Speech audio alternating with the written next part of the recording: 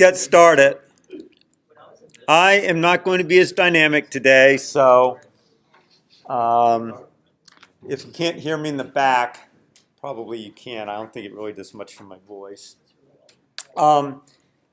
Since some of you have asked, I am not teaching the database classes in the fall. I will be teaching in the spring. I'm hoping to retire, actually. So I want to take fall off. Yep. Thank you. Haven't had fall off in 29 years, and I love hiking, so fall is going to be devoted to a lot of hiking. And then I'll be coming back in the spring. So 465 will be offered next year. It's just going to be offered in the spring rather than in the fall.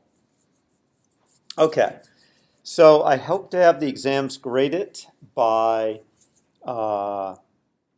Tuesday. I don't think that's going to be an issue. And let's see. I guess we're continuing. We got 2 more lectures left with information management before we head into kind of the different survey of programming languages part of the course. So today we're going to finish up with cascading style sheets. So we're going to finish CSS. We are going to talk a bit about XML, and we're going to talk a bit about JSON. And I'm just going to hit the highlights of them.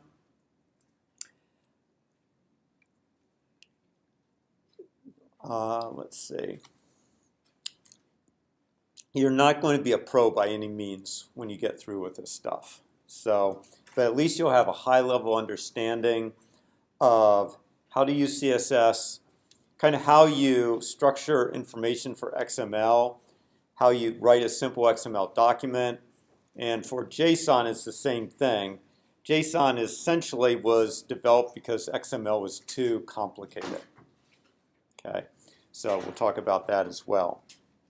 So we already, with CSS, talked about selectors, and we talked about the property declaration blocks.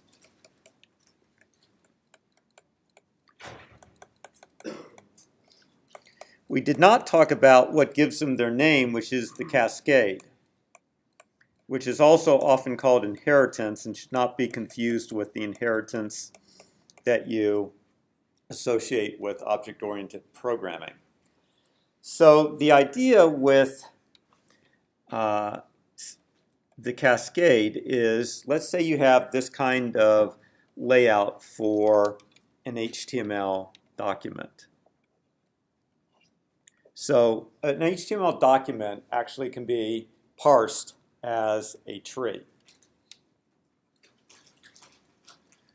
That's italic, that's boldface content. This is the text. This is some text. This is some text. Okay, and let's say that for the body, somewhere it's been specified that the font size is 12 pixels. And let's say for the paragraph somewhere, it's been specified that the color of the text is blue. What the cascade means is that when you are figuring out what CSS properties to apply to nested elements, you go up the hierarchy toward your ancestor until you find a node that contains a property that you're looking for.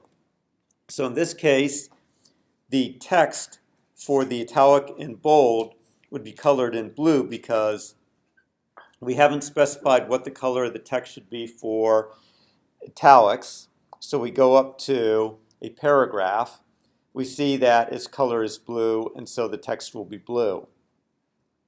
As far as font size goes, we go up to paragraph. That doesn't specify font size, but the body does. So the font size is 12 pixels. Yes, Emily? So how does it work? All right, so suppose we have a node both And know this both what? Are supposed to, wait, never mind them. Well, I know from the examples of HTML that you can have node in the body. So, if you have a node in the body and node in the paragraph, would it just go to the one paragraph? Like, does it stop at the first one it reaches, or does it prioritize the highest one up? So, I guess once for each, okay, I'm not sure this is going to answer your question. I guess for each tag that it sees in the document, what it's doing is it's walking up toward the ancestor to find, to in effect establish a style sheet for that tag. And it's simply adding properties to the style sheet as it moves toward the root. Okay, so, and if a property has been added, then it doesn't replace it? Correct. There we go, that's what Okay, thank you. Yes, so good question. So if the color here were green, that's a good question. So if the color were green, then the text for the italicized item would appear blue. Boy, that was not. It would appear blue because the first thing that we encounter on the way up, the most specific one, is blue. So yeah, it doesn't replace it. Okay, so that's called the cascade. In some sense, the reason you'll hear it called inheritance is because, in effect, we are inheriting the color blue from our paragraph element and the font size from our body element. Okay, so that's the cascade. Questions about that? Okay. So the next thing is also kind of related to Emily's question, and that is the specificity. Always have trouble with this word. Specificity, and I still can't get it. Specificity, thank you. Specificity of selectors. So sometimes you're going to have dueling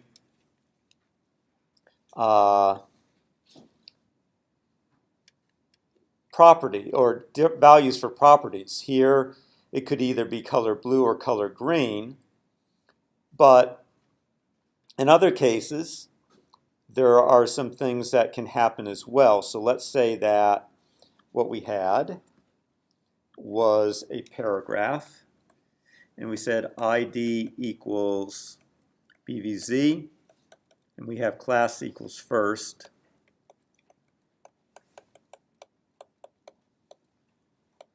And we have the following items. We have P color blue. We have hashtag BVZ, color green. And we have dot BVZ for the, I'm sorry, that's wrong. We have dot first, color red. So we have three competing possibilities here for coloring the paragraph element. And the question is, which of the three is going to get chosen? And that comes down to an order defined by CSS. So it turns out that the most specific is an ID, then class, then tag. So according to that, which is going to be the winner? Right, so which color? Green's going to be the winner because ID is the most selective. Okay, so that's called the specificity of selectors.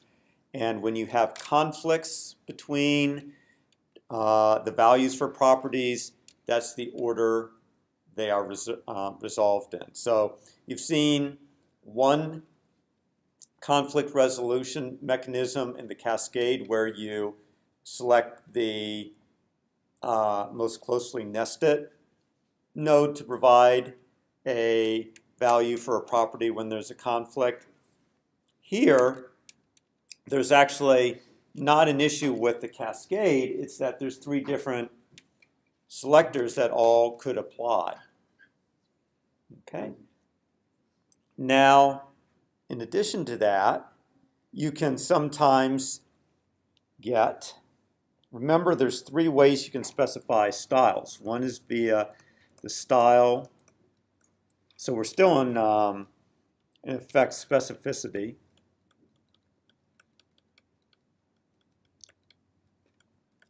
Of selectors, but now we're talking about specificity of style sheets. So you can specify properties via the style tag, via an internal style sheet, or an external style sheet.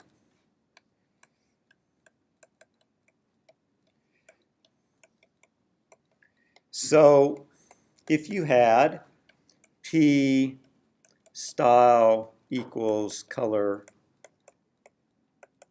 red, and you had in an external one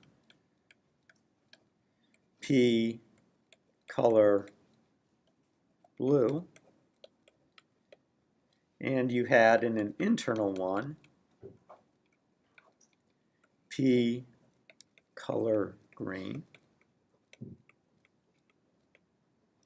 Again, CSS has to have a way of resolving the conflict. So it always chooses the style first. So that always has the most specificity, no matter what. It has the most specificity. After that, it becomes whatever style sheet. Okay, so one is style, two is whichever style sheet specified the property last.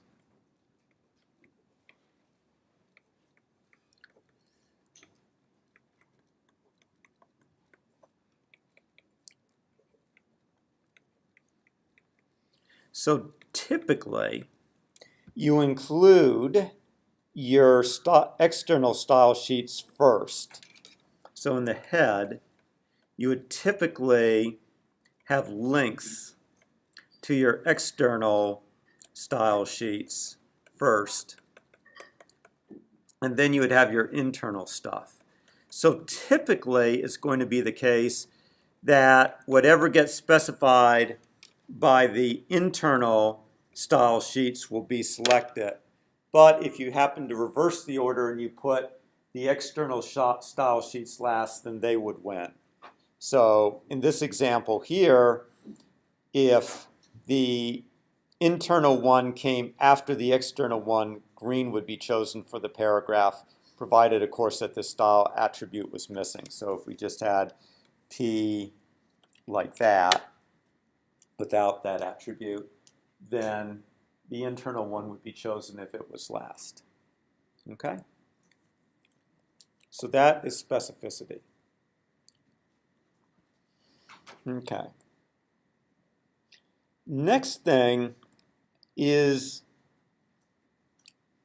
not all properties inherit, and I'm not going to hold you responsible for knowing which ones do and which ones don't. You typically have to look it up. But if you ever see a table and then a row and then a TD element, and you have table border, I think it's solid, always forget. Let me look it up.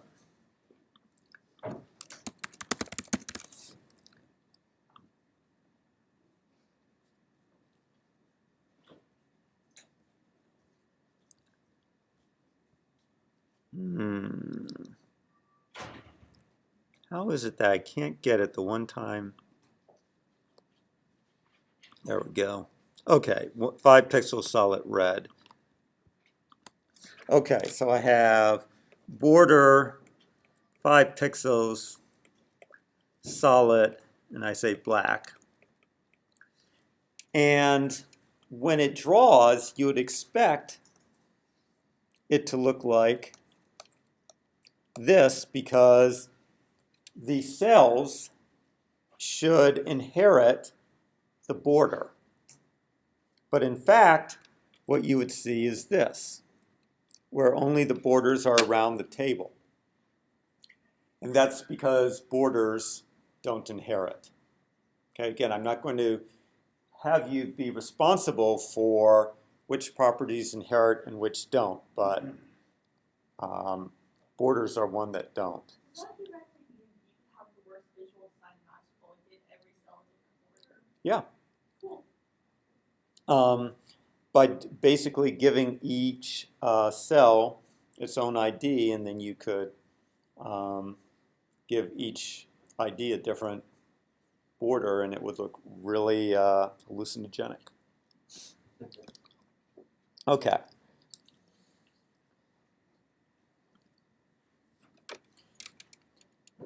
So there's kind of two things with CSS. So now we're moving on. We've talked about selectors. We talked about the cascade. You already know that CSS specifies the appearance. It also kind of affects layout. And CSS is very good at laying things out left horizontally.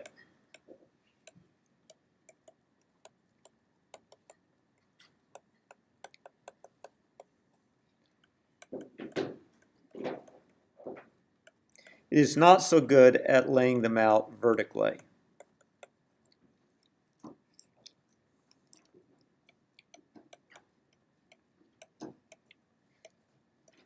And the reason for that is that when you're looking at a browser, the width of the browser is a fixed width, but supposedly the vertical is infinite. And you can move in a browser, you can move things up and down. So if you say center, vertically center functional languages, I can't really do that if I start moving it, because now is functional languages supposed to kind of give you motion sickness by constantly struggling to stay in the middle of the browser window? Not really. Okay, so CSS is fine with laying things out left to right. It was never meant to lay things out really vertically. It simply lays things out in one unbroken page, and then you move a window over it, and whatever portion the window is over is what you see. And for laying out, CSS uses a box model. And the box model has a number of elements. So you first have a margin, then you have the border itself, then you have some amount of padding, and then you have content. So the padding is what appears inside the borders of the element. The margin is what appears on the outside. The content is what appears in it, and then the border can be any number of pixels that you want. Okay, so that's the whole, it's the whole thing with CSS. So when you're laying out, for example, a table, when you are specifying, when you want perhaps nice padding to appear in a cell, you would use padding. If I wanted some distance here, so right now there's no real distance, but if I wanted 10 pixels between the columns, then I would use margin to do that. and that would put 10 pixels of empty space between the table columns. Yes? It's like we talked about IDs. What would the browser do if you tried to reuse an ID? I'm not sure. I've never actually tried to do that. So I don't think it's going to complain, but I don't know for a fact. I think on W3 schools it says that ID, it's convention that ID only gets used once because it's just supposed to be the most specific you can go without having it in the line. But technically you can use it over and over like class. Ah, It's just okay. class, but that makes sense. That makes sense. So there you have it. Good. That's a good answer. Okay. So basically what CSS is doing is it has a bunch of things like color, font size, that is specifying the visual appearance of things. And then it has this box model that it's using for layout. So when you see like an image, if you go to my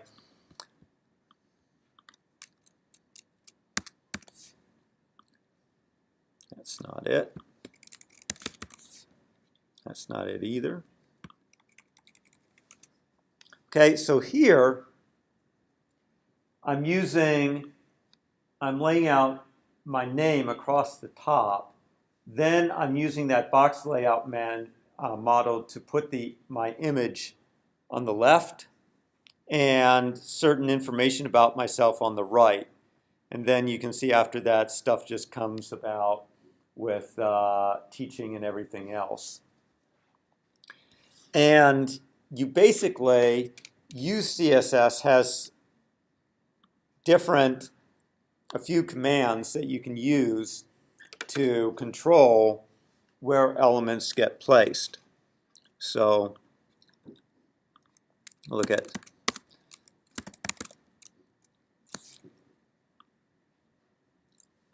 it has a float property, and that tells it where to put the box. So for things that are able to float, like an image, you can specify that it can float left, that it can float right. You can't really say that it floats up or down because, again, that's not consistent with how CSS works. Okay, so what it's saying is, and then you can have, I'll get you to, just let me finish. So you can have then text, and it may be that the text is flowing around the image, or again, you have ways to say that the text should not flow around the image, but should appear after it.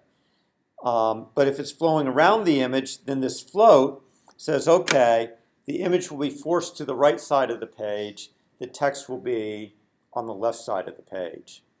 So when you see different sites laying stuff out, even like here, they're probably using something of a box model to push this color picker probably advertisement to the right, this little table to the right, and while it's probably using a frame here. If it weren't using a frame, if it were using something else, it could be floating that to the left.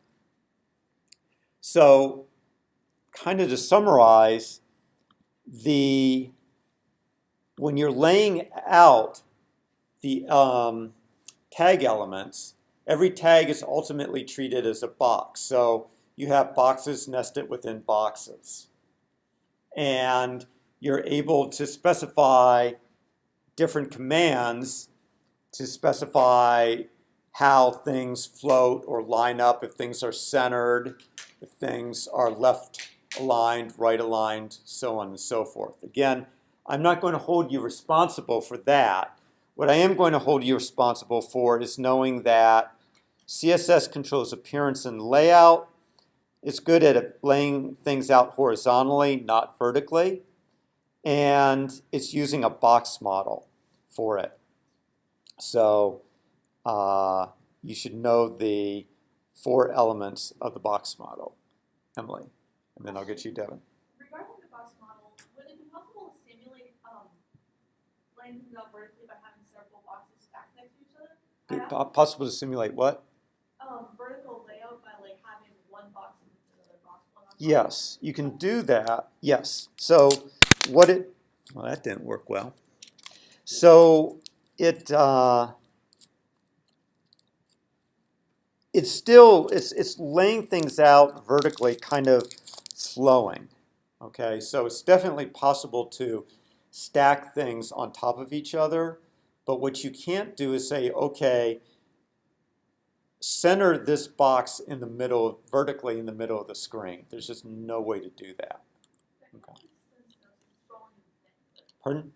That makes sense in scrolling and crossing Mhm. scrolling is a thing, but Yep. Okay. Devin.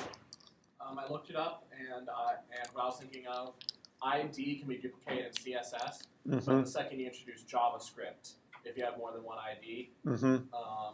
catastrophic errors. Okay, gotcha.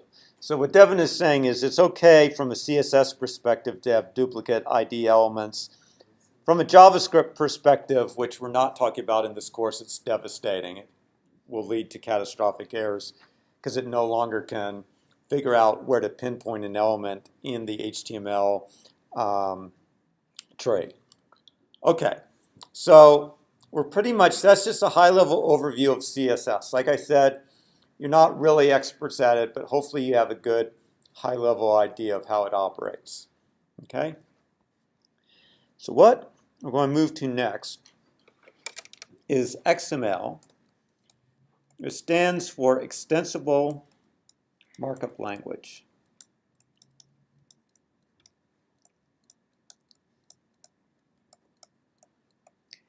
So originally you had HTML, very nice, but HTML was pretty much oriented to presenting content on the web, in a web browser. And what people quickly realized is markup languages were also good as a way of representing documents. Okay. So as an example,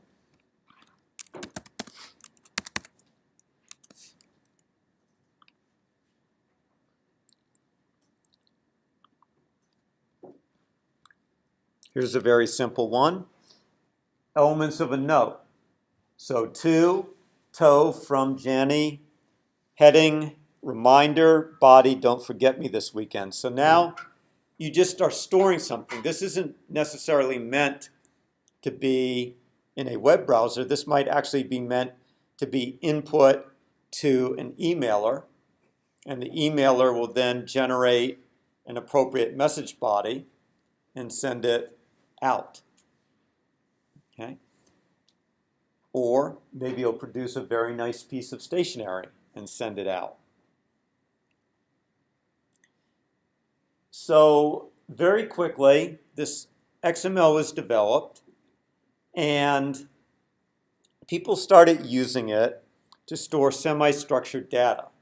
Remember, semi-structured data is data that tends to have a lot of null values. Okay, it tends to be sparse. So you might have a lot of things that could go in a note. Maybe you could have also an address. Maybe you could have a salutation. There could be multiple elements to a note, not all of which are always present. And databases don't handle that very well. So XML was quickly seen as a very nice way to handle semi-structured data. And people got really excited and said, okay, it should be possible to create your own mini languages where you define what the element tags are, and you can define perhaps what order they go in, whether they're required or optional, what the type of content they can contain is. So very quickly, people developed a whole bunch of items. So they developed XSLT, which we'll talk about, XPath, XQuery, DDTs, and XSchemas.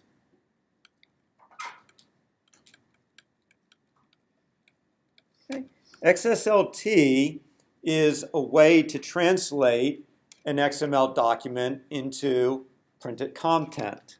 Okay, so it's essentially a language for transforming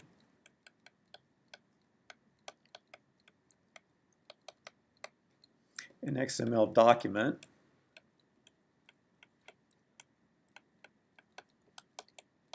into a printable or into printable content. Remember, an XML document is not meant to be by itself printable. So you might generate letters on stationery for that note, or you might generate email. You might want to convert an XML document to HTML. XSLT can do all of these things. Okay, if we kind of look at an XSLT specification, you can see here breakfast menu, and you have some menu items basically. So it consists of a bunch of menu items, and here is something to translate it into HTML. So it's going to have a body statement with these style attributes. Then you're selecting each food element. And for each food element, you are creating a div with these properties. And then within the div, you have a span where you are selecting the value of the name. Okay, so every food item has a name and a price. So they're converting this into a menu, HTML thing that's going to show the name of each menu item and its price. What strikes you about this? Okay, really? I see HTML. You see HTML in it. I guess, isn't it overwhelming? It's very complicated, it's very Baroque. And this is what has really been XML's problem, is that it is incredible. While there's a lot of power here, all of the different tools actually require a fair amount of learning in order to come up to speed with them. Okay, we're not going to do that. I just kind of wanted to show you what an XSLT specification looked like and to indicate pretty intimidating. And this is for something really simple, which is just doing the name and price in a div. If you wanted something a lot more complicated, it would get breathtakingly more complicated in a heartbeat. Okay? Yes, Emily? Two things. Number one, is there, on this thing, is there an example of what this looks like in practice? Yes. I see. That's what it looks like in practice. So the other thing I was going to, Pardon? the other thing I was going to ask is, what struck out to me about the XSLT document is that most of it was ugly. It was terribly ugly. Yes. A little scary just to look at, but most of that came from the style. So my question is, if we're going to be doing this, would it be possible to make more readable, less Yes, because you could put all of the style information into an external style sheet, which is the way you're supposed to do it. They didn't want to do that here because they wanted it all self-contained. And that's part of what's making this look like such a mess. But it's not the only thing. I used to do a little bit of work with XSL, and about 10 years ago, I remember I gave an assignment, and it was a nightmare for me and the students. Nightmare for the students in the sense that many didn't complete the prompt. Nightmare for me in that I was oversubscribed for office hours for the entire week. Okay, so may not look that punishing, but it is. Other questions? Okay, so you'll notice that we were doing this selection right here. That looks a little Unixy, right? With the /. So this brings us to our next thing, which is XPath. So XPath provides a way to reference tags or elements, to reference elements in an XML document.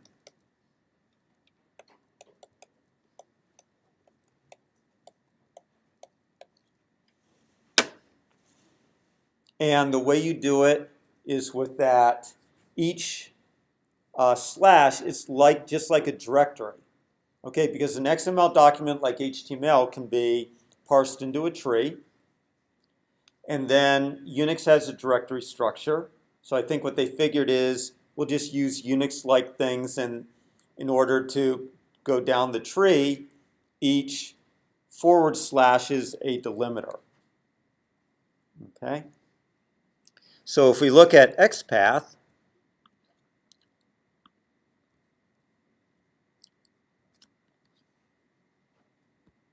okay, now we are doing books. So we have some books, and now you can see different XPath expressions. So you can use array notation to indicate which item you should have, and of course they decided to not use all language, what's been done in languages for years, which is they started their indices at 1. Okay, which is a pain in the neck. But you can see, you can say things, you have functions you can use, so that would get you the first 2 book elements. You also can do things with inequalities. So here you're looking for all books where the book has a price of greater than $35, and you can continue on and on as far as these /. Okay, so it's a way of reference. XPath is a way of referencing tags in an XML document. So then XQuery is the query language.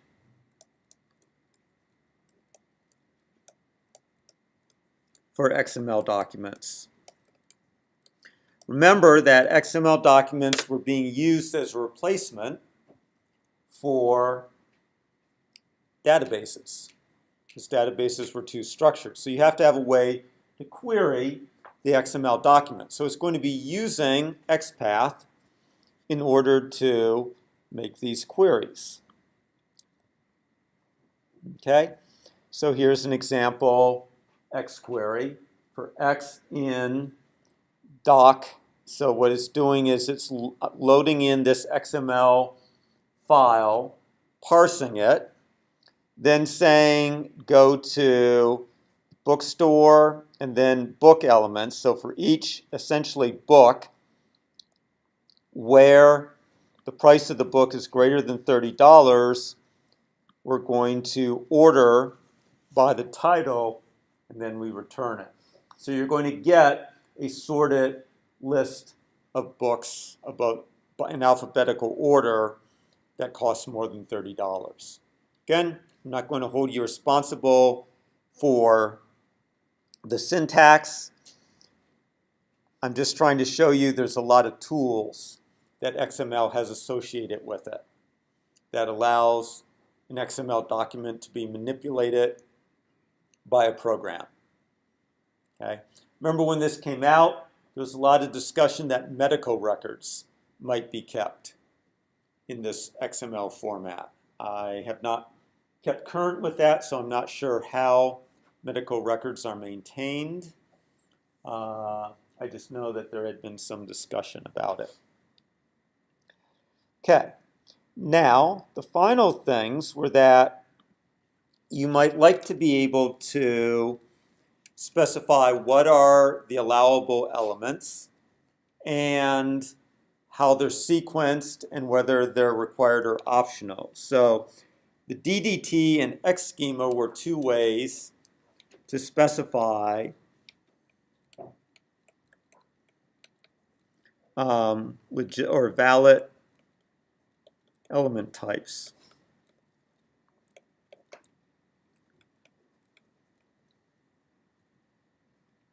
Sequencing of those types.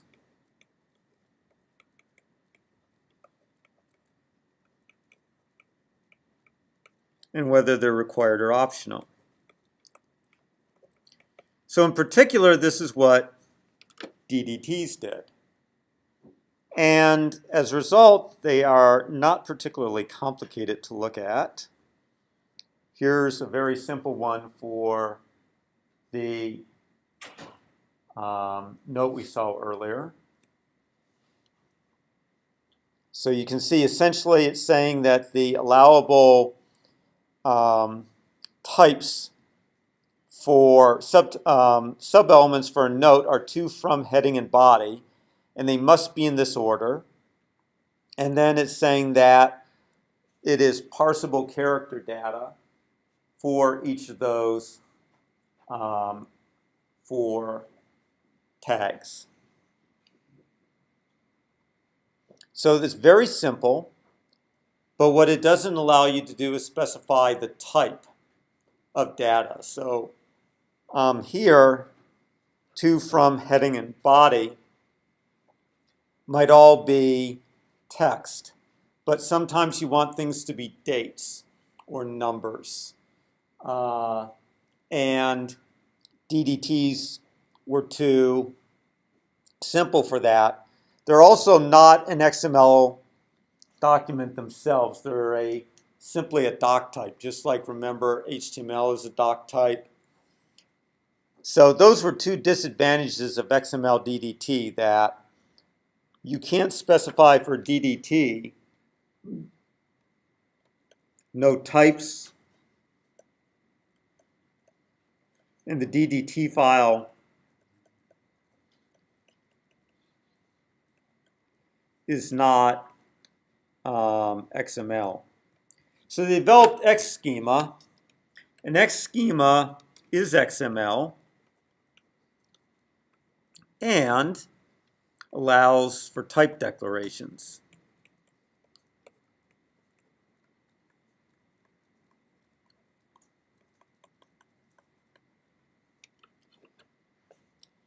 And if you look at that,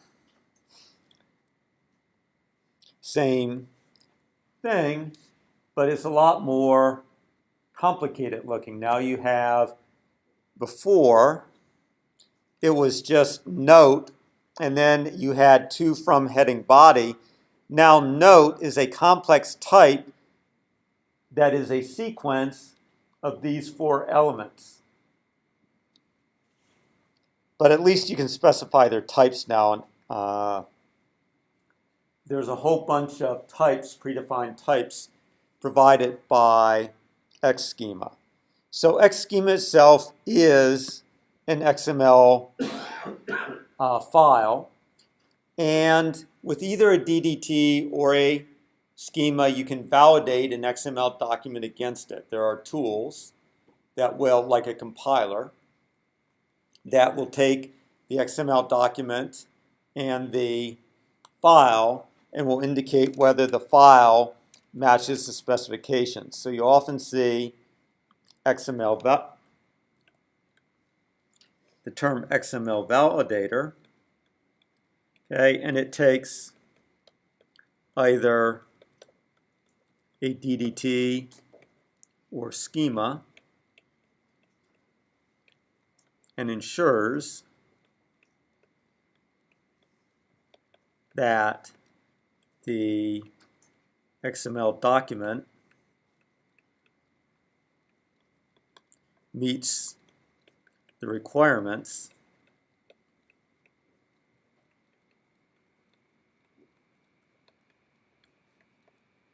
of the DDT or schema.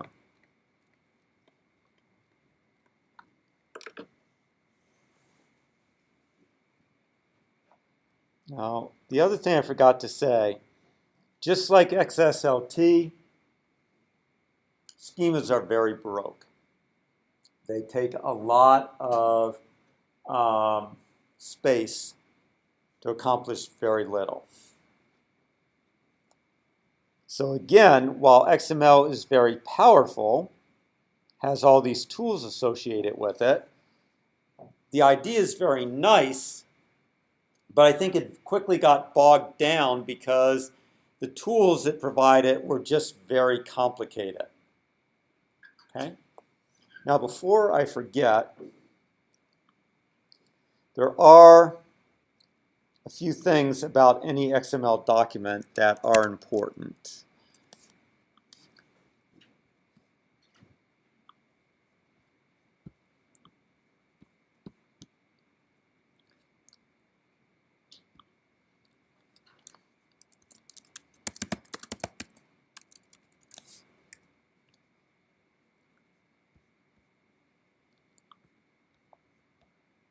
Okay, so every well-formed XML file, every tag is terminated by a end tag.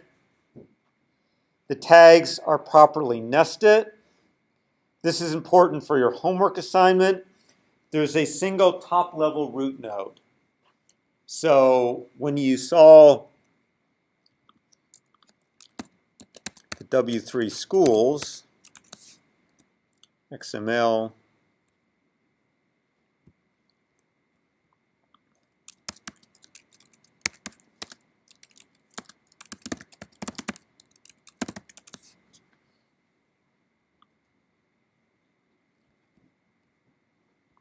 you'll notice note in this case is the root element. Okay, every file begins with an XML declaration and a version number. Don't worry about that for your homework assignment.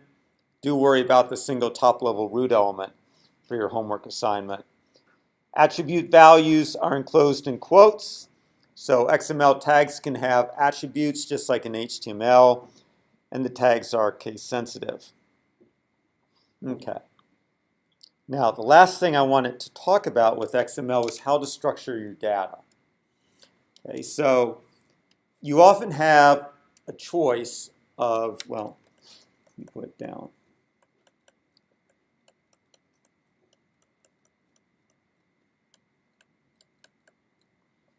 Okay, and so let's say we have an address, 1678 Cardiff Road.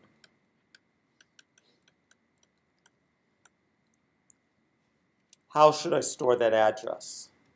Well, one obvious thing is to just have an address tag, and it's 1678 Cardiff Road.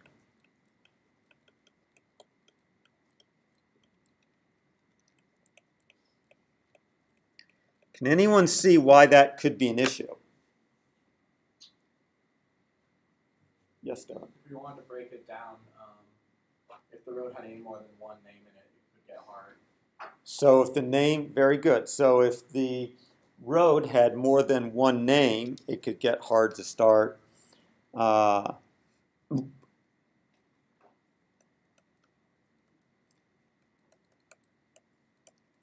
So let's say it was 1678 multi-word Cardiff Road. It could now get somewhat difficult to disambiguate what is the road name from what is the road type. For those who don't know, this is a type of road. This is the name, and this is the number.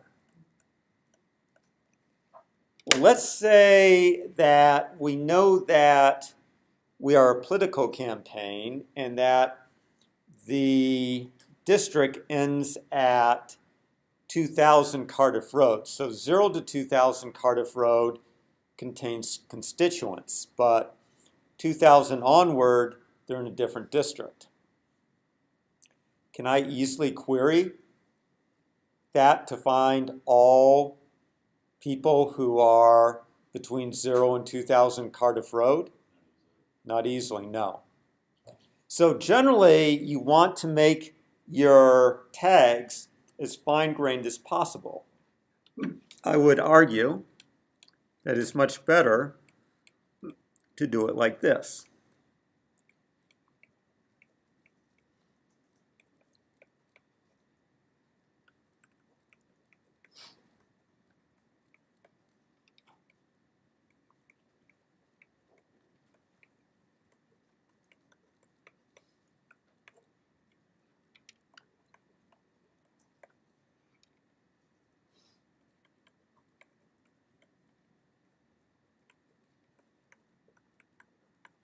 Okay, and now it's just very easy to parse everything, and we've gotten the type out of there too, which could always be a little difficult because generally we only care about the name of the road. But there certainly are cases where you have the same name for a road but different types. So I could have a Cardiff Lane or a Cardiff Boulevard. So this would also make it easier to find a particular type of Cardiff.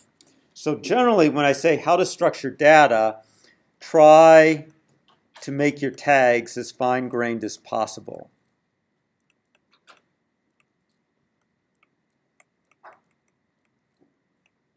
So in the homework assignment, you are asked to create a couple XML specifications, and you should generally adhere to that as much as possible, trying to make the tags as fine-grained as possible.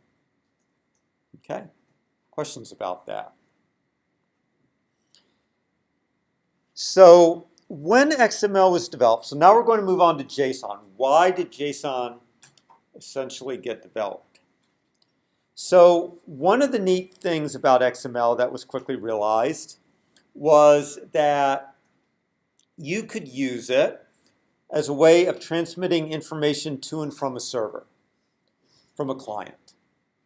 And in particular, you could transmit updated data from a server to a client and incrementally update a web page. And the technique that was developed in a language called JavaScript was called AJAX, for asynchronous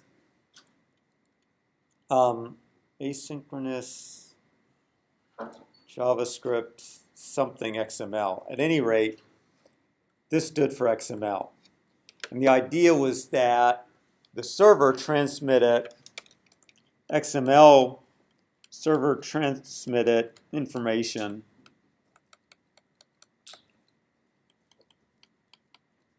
via XML to client.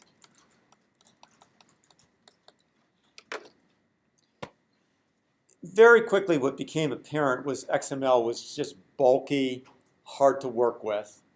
And people developed a much simpler syntax, which was named JSON, for JavaScript object notation. So they developed something called JavaScript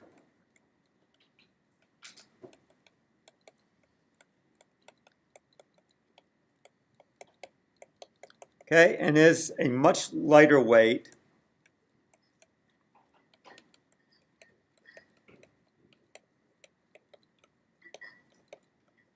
alternative to transmitting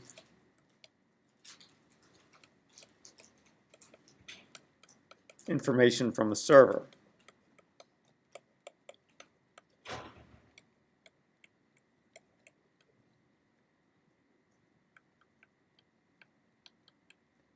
Okay, so JSON is incredibly simple. It's essentially key value pairs.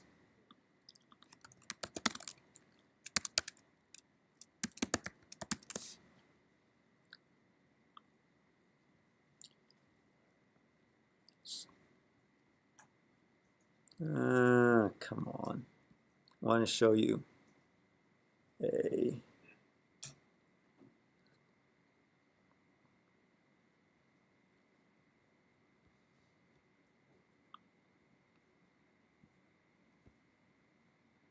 okay, here's just probably the simplest form of JSON you could find. So it's a key value pair.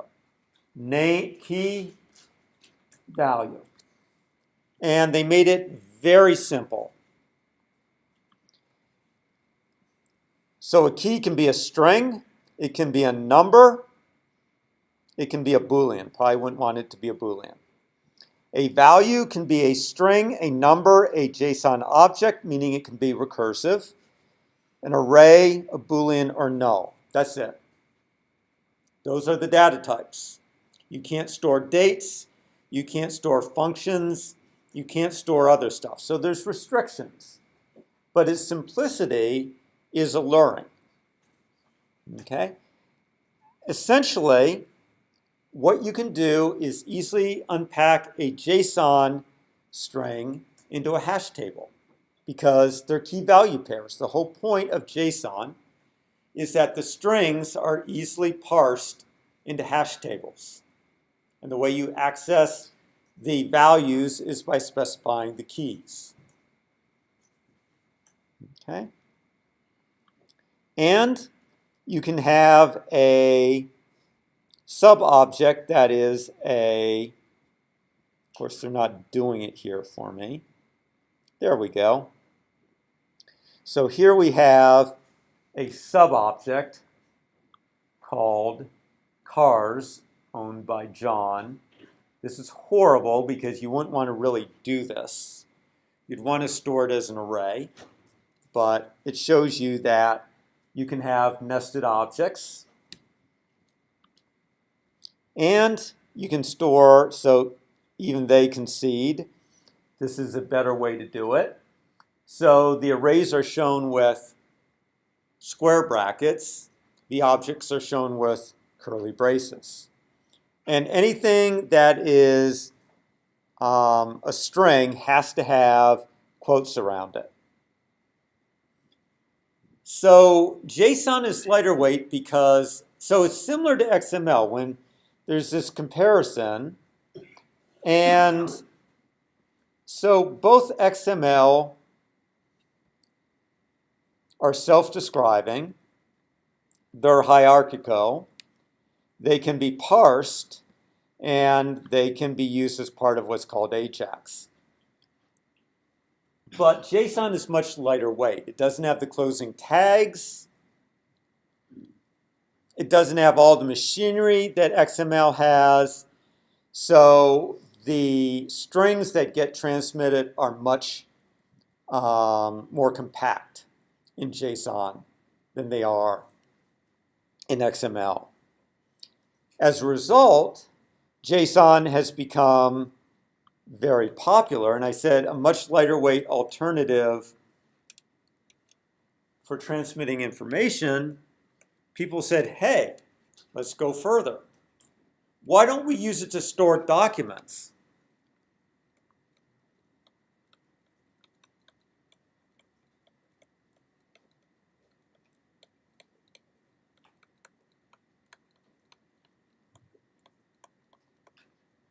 So they did.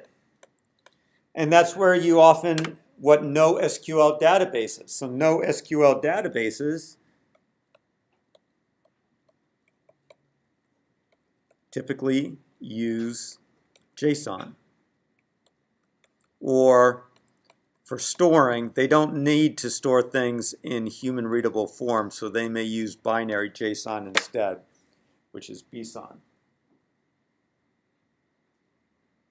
So you'll now see many documents stored in JSON, and on the homework assignment, which isn't due until a week from Friday, you're actually going to create a JSON document, an XML document, and an SQL document.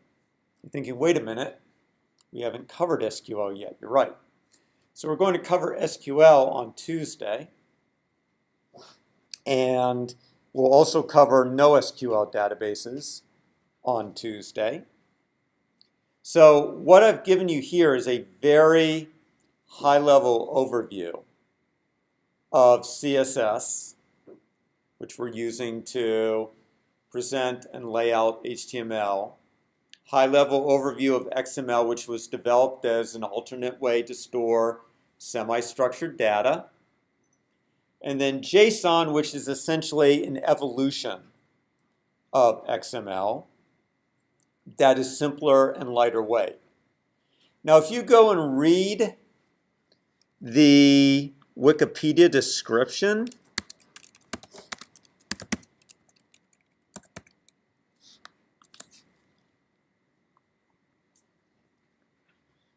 let's see. Oh, did it get rid of the, it is widely, I guess they got rid of it. Good. For a long time, it said it is generally thought that XML will become the next generation way of storing human readable and machine readable documents. It's like, really? I mean, it's been 10 years since people really thought that XML was going to be used like that, but apparently they actually got rid of it. Good. Okay. So, any questions about what we've covered today? Okay. In that case, I will see you on Tuesday. Have a good weekend. Enjoy the rain. We haven't gotten enough of it. So, I know. So, at any rate, hopefully have a good weekend. I think it's supposed to clear on Sunday.